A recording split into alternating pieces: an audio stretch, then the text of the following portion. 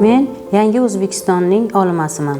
Mening faoliyatim ta'lim sifati va samaradorligini oshirishga qaratilgan. Bugungi yoshlarimiz ertangi yutuq va salohiyatli mutaxassislardir.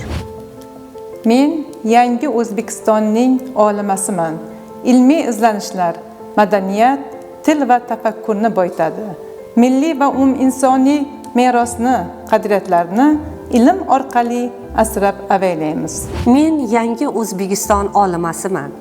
Falsafa jamiyat tafakkuri va ma'naviy taraqqiyotining asosiy ilmiy manbaidir. Ilmiy va pedagogik faoliyatim orqali yoshlarni intellektual salohiyatini ro'yobga chiqarishda va ularni har tomonlama qo'llab-quvvatlash o'zimning asosiy burchim deb hisoblayman. Zero ma'rifat va taraqqiyot kafolati Yangi O'zbekistonning mustahkam kafolatidir. Men Yangi O'zbekiston olimasiman.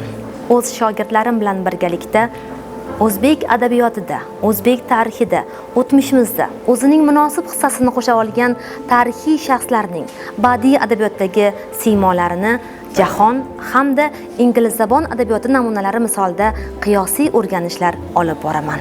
Men Yangi O'zbekiston olimasiman. Tadqiqotlarim sog'lom va barkamol avlodni shakllantirishga qaratilgan. O'z tadqiqotlarim natijasida Turon universitetida tahsil olayotgan magistrlarimizga ilmiy yo'nalish bermoqdaman. Men Yangi O'zbekiston olimasiman. Falsafa jamiyat tafakkuri va ma'naviy poydevorining muhim manbaidir. Ilmiy tadqiqotlarim tanqidiy fikrlash va ma'naviy mas'uliyatni oshirishga yo'naltirilgan.